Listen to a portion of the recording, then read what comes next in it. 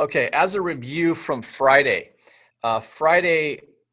just real quick, we started talking about the beginning phases of a strike within for a soccer athlete when he or she begins the phase of striking a ball in a game. So we took an athlete, a female athlete, and initially we started off with the initial phase of her windup, and then we basically pushed through to the second phase, which was hip flexion.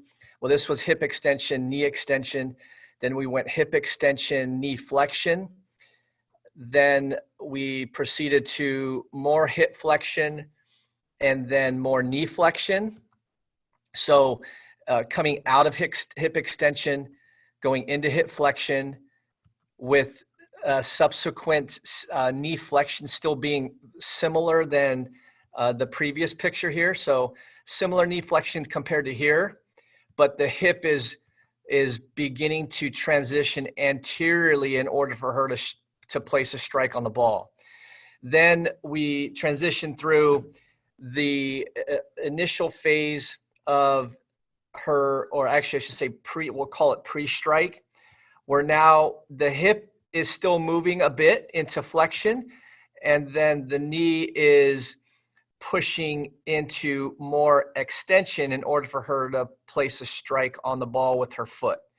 And then we transition through the striking of the ball just after she strikes it, and you can see how the knee begins to extend fully. So it goes from a partially flexed position to a almost completely extended position.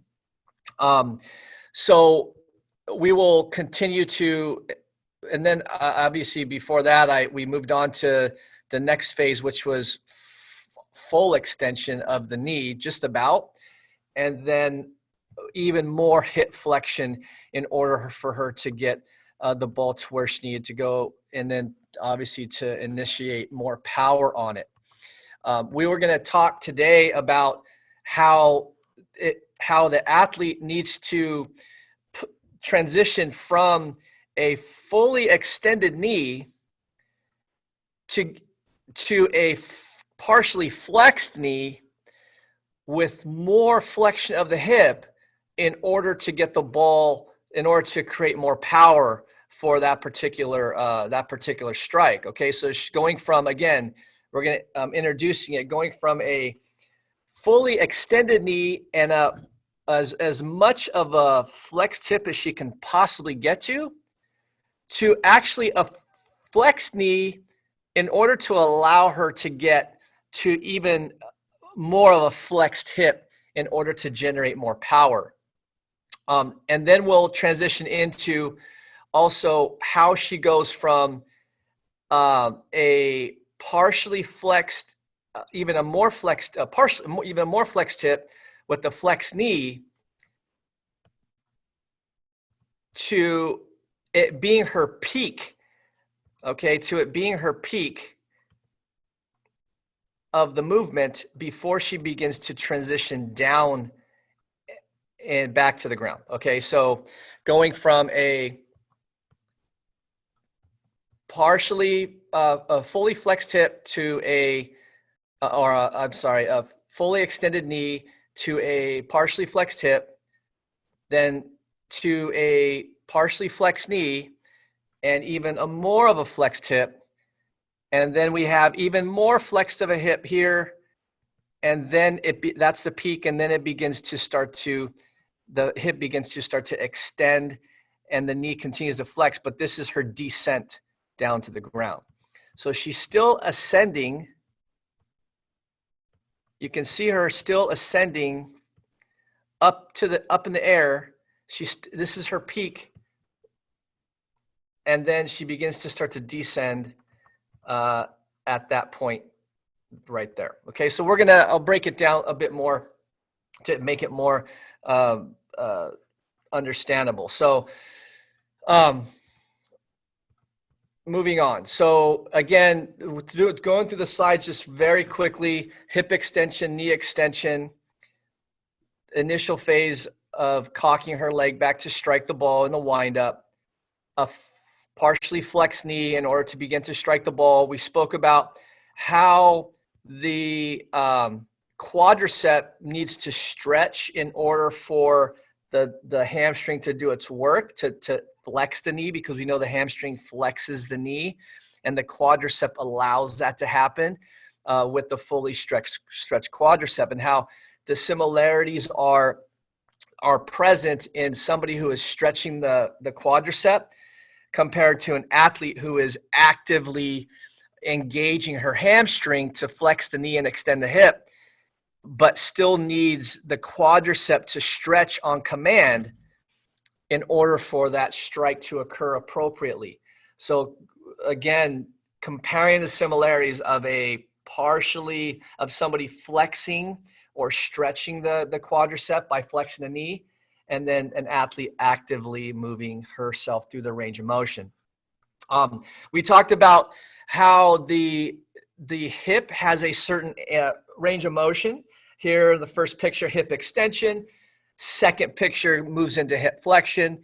And as we see the transition of the ball or the knee and the foot approximating or moving toward the ball in order to get closer to that ball, in order to strike it correctly.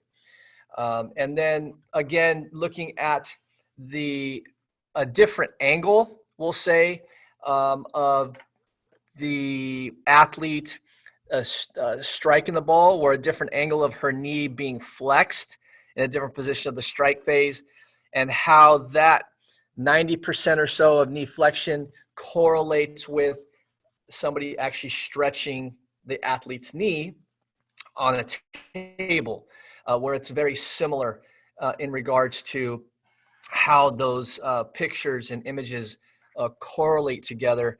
Again, actively flexing the knee to strike the ball, and then somebody passively stretching the knee in order to create flexibility for the athlete for sport performance. And then we compared both of them. So we compared image 1 to image 3, for example. Image 1 and image 2 correlate together: active flexion, passive flexion and stretching, and how image 3 and image 4 is a passive stretching, and image 3 is a passive stretching, image 4 is an active stretching of the quadricep, and how both of those images, or both of those, we'll say images, are very similar in the motions of the hip and the knee, whereas image 3 has more hip extension, image 4 has similar hip extension, image 3 has very much quite a bit of knee flexion, and then image 4 has not as much knee flexion as image 3.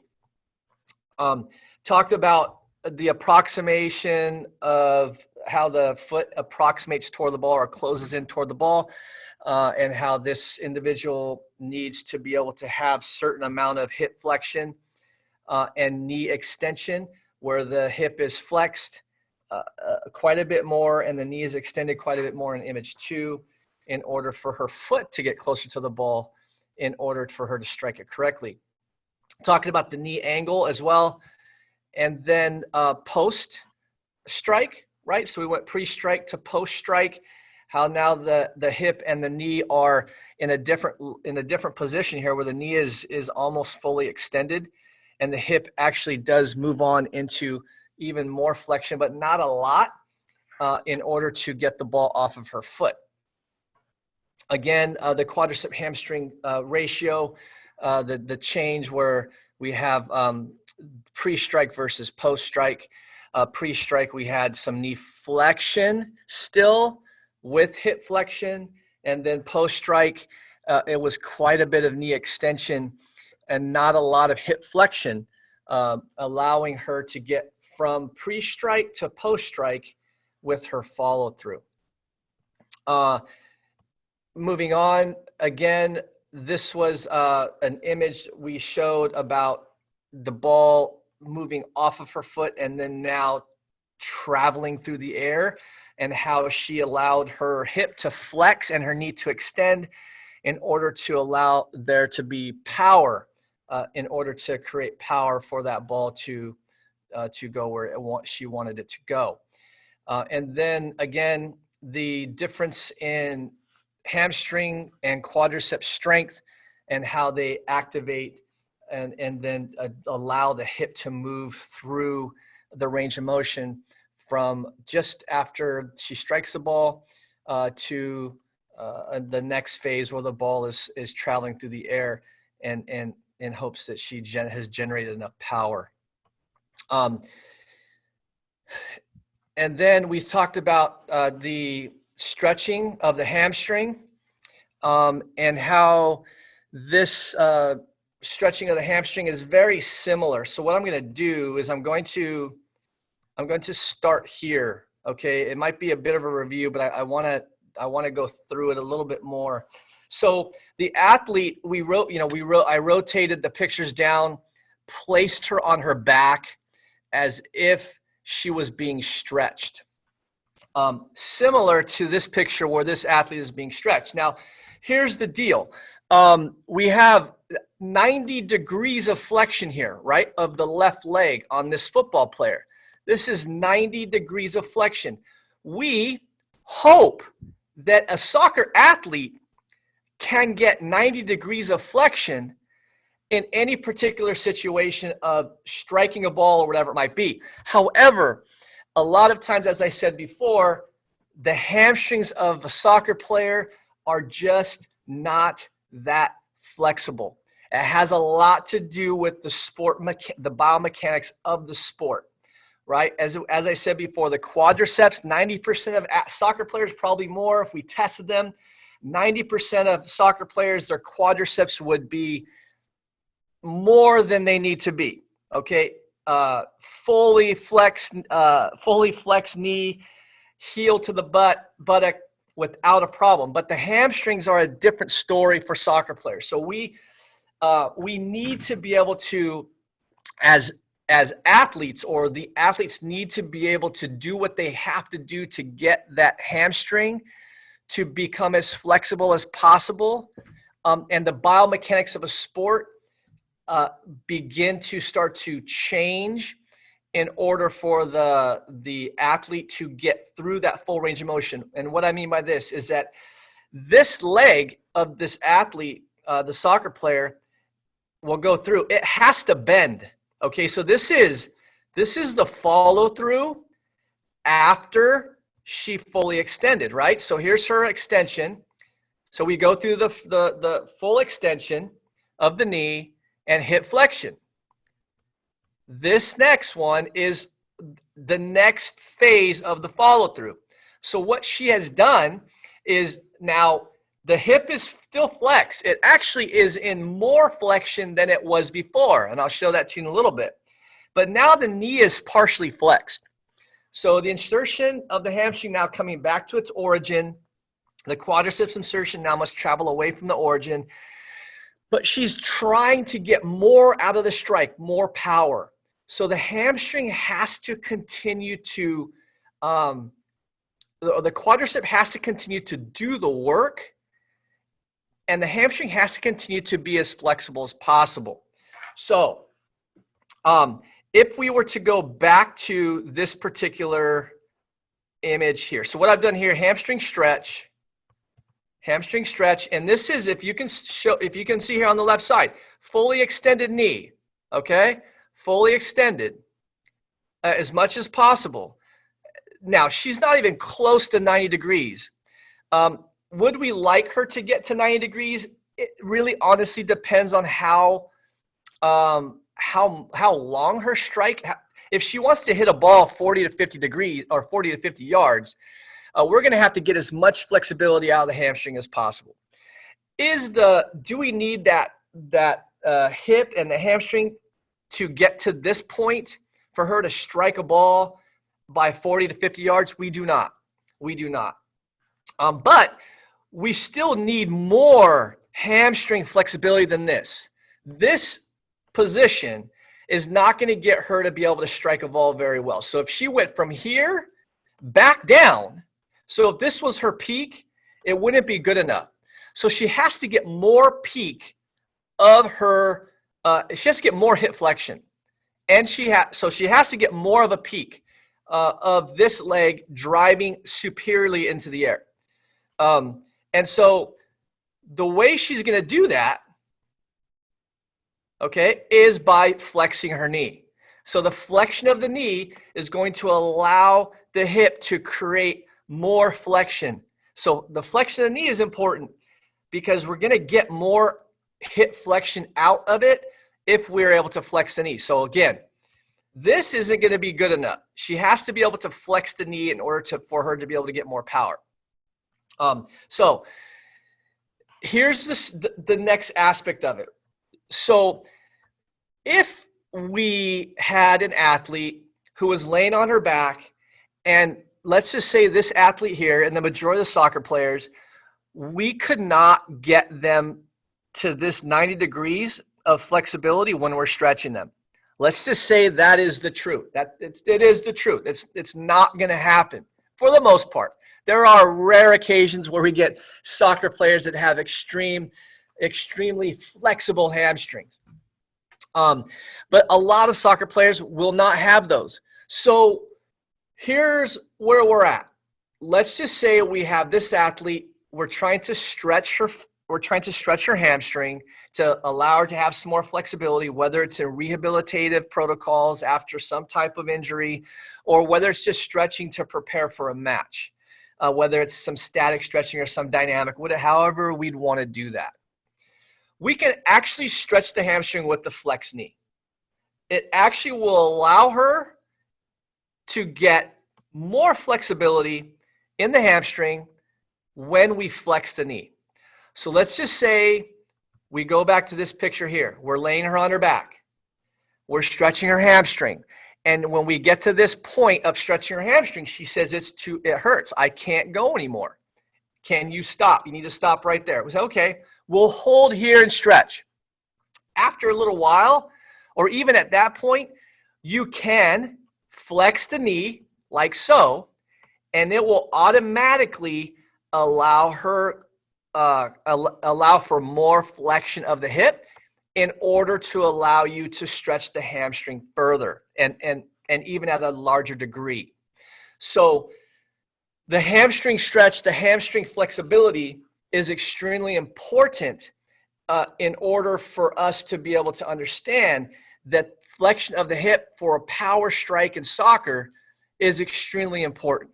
So we have to have good hamstring flexibility in order to allow the quadricep to do its work. So for her, in this situation, what she's done is she's actually flexed the knee, right? She's flexed the knee in order for her to get more power on her strike, which has subsequently allowed for hip flexion to occur.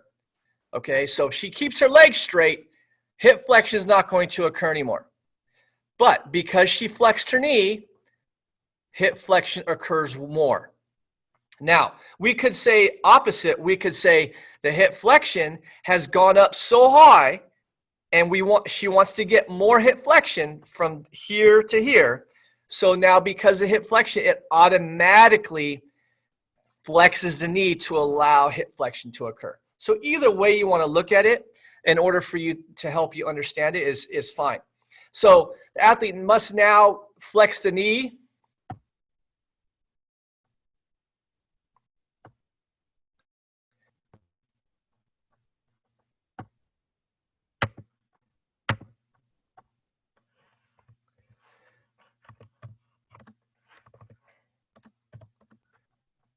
So the athlete, must now flex the knee to get more flexion of the hip to improve power. So more knee flexion, image 2, which gives more hip flexion. The hamstring must now begin to shorten. So, and the quadricep is now acting on both the hip and the knee, still flexing the hip, but now also relaxes to allow the hamstring to flex the knee. So it's a very, very difficult. It's the quadricep has to do a couple things, right? So the quadricep actually has to do, it has to contract and work, and it also has to relax and lengthen and stretch. So it has to do two things. It has to be able to contract at the hip in order to flex the hip still for the follow through, but it also must relax in order to allow the knee to flex, to allow the hamstring to flex the knee in order for there to be more power. So a lot going on with this particular aspect of this phase of the follow through. So again, just to review, she has flexed the hip here with an extended knee. She's still rising, so it's still peaking. She still has to get more hip flexion on her follow through. So at the whole swing phase from the full hip extension to now is still basically transitioning through a complete cycle, okay, a complete cycle to allow power to occur. So here's your hip flexion.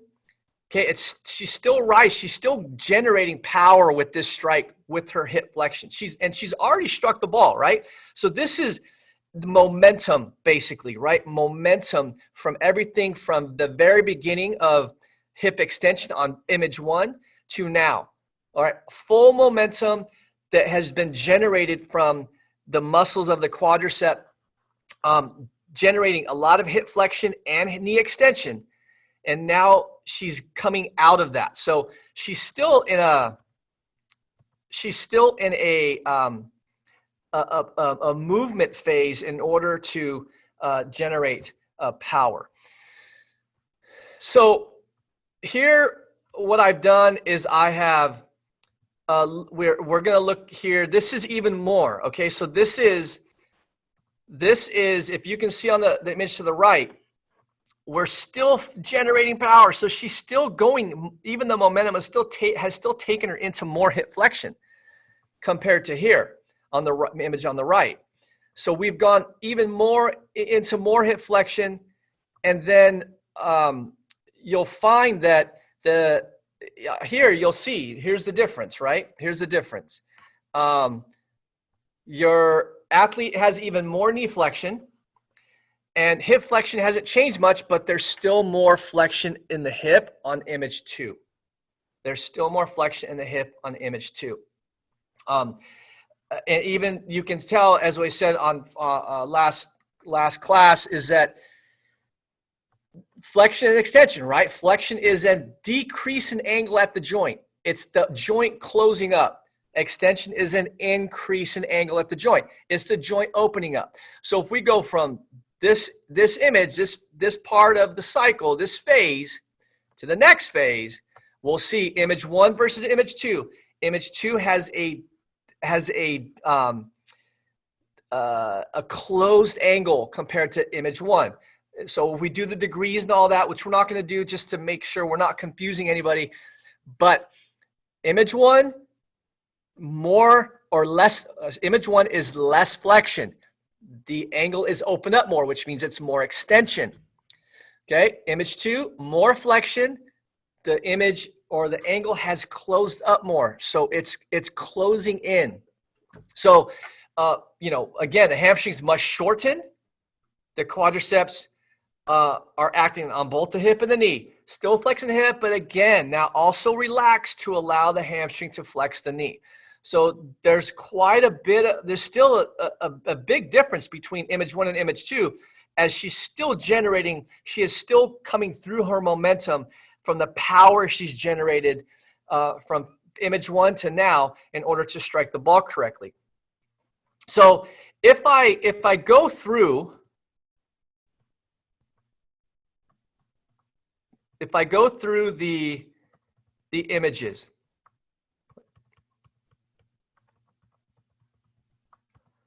and I take you through,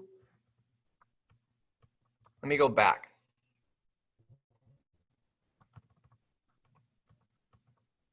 And I take you through the entire sequence. Here's image 1. Watch the number on her shorts, the 12. Watch the number on her shorts, the 12. From picture 1 to picture 3. 1 to 2 to 3 to 4, even a little bit, right? But really 1 to 2 to 3, that 12 is moving toward us. So there is a lot of hip flexion that is going on. So 1 to 2 to 3, that 12 is really transitioning. So there's your hip flexion. It's full hip extension. It's as far, probably as far as she can go, hip extension wise, for her in particular. But we go 1, 2, 3, a lot of hip flexion. And then her knee, it's a pretty good technique. Her knee is directly over the ball, right? It's directly over the ball, which we want in order for her to get a good strike on it. And then now look at from image 1, 2, 3. Now from image 3 to 4. And then 4 to 5. There's a lot of knee extension, right? A lot of knee extension. Not a lot of knee extension. There's a lot of knee extension here, but from here to here, there's not a lot of knee movement, right? I mean, it's the movement that's occurring is at the hip. So here to here, look, that knee is really not moved a whole lot in terms of the angle. There's really not a lot of flexion to extension movement. All the power is being generated through the hip, which is, again, quadriceps strength, and hamstring has to begin to lengthen, as we mentioned in the previous image. And then when we get, so that's 1, 2, 3, then we get 4 to 5. 4, 5. The 12 doesn't move a whole lot. It does move from 4 to 5. Sorry, 1, 2, 3. It does move from 3 to 4. But it doesn't move a whole lot from 4 to 5. I mean, that 12 is really in the same position from 4 to 5. But from 3 to 4, look at the foot. The foot really does move a lot. And the knee is really generating a lot of motion from 4 to 5. So a lot of hip flexion from 1 to 3. Then we have a lot of knee extension, 3 to 4, 4 to 5. And then watch from 5 to 6. 1, 2, 3, 4, 5. Watch 6. 5 to 6, that 12 is still moving, right? There's a lot of movement still from 5 to 6. The 12 is still rising superior. Now, the foot is moving, but from 5 to 6, there's not a lot of knee extension. As we said earlier, the extension of the knee is very, very minimal, or there can be very minimal movement further from extension of the knee because we can only get to 0 degrees, right? And so the movement here is being generated from the hip. Again, you can see the 12. Whoops, hold on. You can see the 12 moving superiorly, Steve, from 5 to 6. Then watch 6 to 7. It's the 12. I'm look at the picture to the, look at the picture to the left. It's easier to see the picture to the left, right? So 1 to 2, 2 to 3, lot of movement at the 12. 1, 2, 3. Now 4 to 5, 4 to 5. Not a lot of movement at the 12, but there's a lot of movement at the foot, right? That's creating the knee extension. Then we go from 5 to 6. 1, 2, 3, 4, 5. Now we go 5 to 6. Still a lot of movement at the 12. The knee can't extend much more. It's almost 0 degrees here. I think we said like, and I'll explain it again when I get back. It's like 3 degrees maybe of extension, 4 degrees of extension. And then this is like probably 2 degrees of extension. And then we go 1, 2, 3, 4, 5, 6, 5 to 6, 12 still rising, 6 to 7, 12 still rising. So we're still getting a lot of hip flexion in this follow through that's generated from the momentum of striking the ball, right? And so she's still creating power. So 6 to 7, 2, 3, 4, 5, 6, 7, and then 7 and 8, not a lot, right? But what do you see at 7 and 8? So here we go. 1, 2, 3, 4, 5, 6, 7. There's your hip flexion, knee flexion to generate even more movement. And then look at 7 to 8. There's not a lot, but look at the foot. Okay, so she's still generating more flexion, but now she's at her, I mean, this is really, I could have gone here to there, right? This picture here is really not going to tell us a whole lot. Only that, hold on, let me go back. So from here to here isn't going to tell us a whole lot, but you can look at the picture to the right. Okay, if you look at the picture to the right, look at her foot. Look at her foot. Okay, it's really close to the ground. So if we're going to analyze this, and watch the next picture, it's higher. So it's telling us that she's still generating momentum on that follow through because she's actually jumped off her left foot and it's higher off the ground compared to this image here. So image 7, I think it was. Let's see. 1, 2, 3, 4, 5, 6, 7, 8. So from 7 to 8, she's higher off the ground on 8 than she is 7, which is telling us that she still has generated momentum and she's still rising for that follow through to get the ball where it needs to go. So 7 to 8. Now, so if we just cut out 8, right? Let's go from 7 to 9.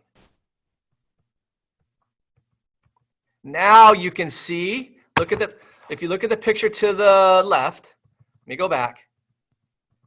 1, 2, 3, 4, 5, 6, 7, 8, 9. Go from 7 to 9. Now she's hit peak. Now she's on her way down. This is her descent, right? So now this is actually, if you look at the picture to the left, the 12, you can't see as much of the 12. You can see the 12. You can see the 12, 12. You can see the part of the 2. You can't see it. That's her peak. Now she's back. Now you can see the 2 again. She's on her way back down. So her flexion of the knee is no longer involved in the power. It's now sending her or helping her descend down in order for her to just land properly, right? So, and now we see more of the 12, and now she's going to kind of fall out of the screen, but then she lands. Okay, so it's very important. We see the 12, we see it coming forward. Now we see the knees, the foot's extending. Now the hips generating more power again. Comes up, 8. Now she's back down again. Okay, so if we were to go back to the angle of the knee here, as I mentioned before, I mean, look at the picture to the right. I mean, it's different than the picture to the left. When we draw the axes, I mean, if I were to measure that, extension of the knee on the left, maybe 4 degrees, 3 degrees, if that, 4 degrees maybe. And then the picture on the right, 2, I mean, 1 to 2 degrees, if that. It's very, very minimal, right? So she's fully extended in her knee in that particular phase. So here's where we have the hip flexion here. Okay, so just going back to this, she's still from picture left to the picture on the right. Remember, the right picture on the right is her peak, right? That's her peak, because remember, we cannot see the 2 anymore on those shorts of hers. The 2 are completely basically eliminated. It's gone, right? The 2 we can't see.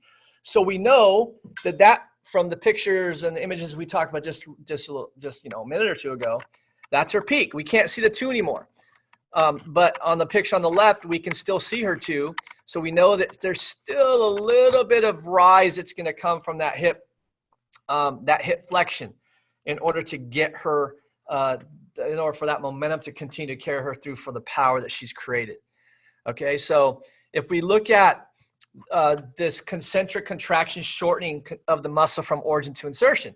So here's first image, right? This is after she struck the ball. Here's her momentum swing phase as she swings through. Obviously, we said before, still see the two, we still see the two, we don't see the two. Now we see the two again, and now she's down for the landing. So if we were to draw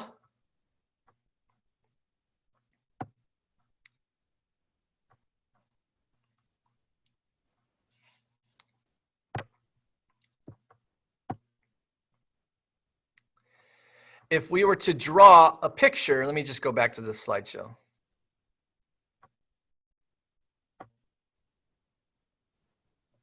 Or not a picture, but if we were to draw lines, which I won't do, but if we were to draw lines, we would see the hamstring muscle is longer here. It's a bit shorter. Then it's even shorter. And then even here, this is her landing. We won't generate that, but she still has to have good, stable hamstring strength in order to land it without hurting herself either, right? So the origin to insertion is longer on the hamstring, a little shorter. It's even shorter here if we were to measure.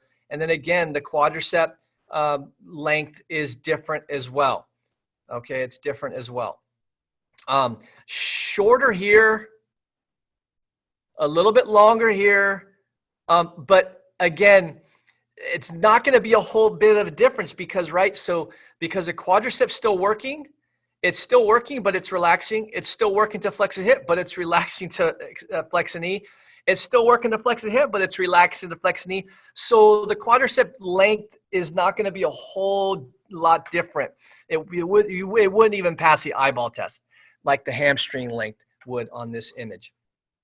And then here's again, the follow through. We go 1, 2, right? Hip flexion. Then she's on her descend, right? So your five images, 1, hip flexion, knee flexion, hip flexion, knee flexion, in order to generate as much momentum as possible. Then she has, you can't see the 1 again, right? That's our indicator. You can't see the 2 again. The 2's not available to see, which means she's still on her ascent with the momentum, with the power and the force to occur appropriately, and then she's on her descent. So here's what is going to be really important moving forward, right? So this week, I'm going to give you a lab, and the lab is going to be something where you're going to be stretching the hamstrings and the quads. So the really, really big important aspect of this is to understand the quadriceps stretch and how the quadriceps stretch really relates and correlates to the quadriceps stretch of an athlete who's performing sport. We use soccer, for example, because it's really, really easy to see that and demonstrate that. So the quadriceps stretch where you can have an athlete who's super flexible in the quad, you can extend the hip and you can flex the knee to where the heel does approximate, get close to the buttock. Or somebody such as this individual who may not be able to get as much quadriceps stretch, and so you may end up just getting to 90 degrees and that's it.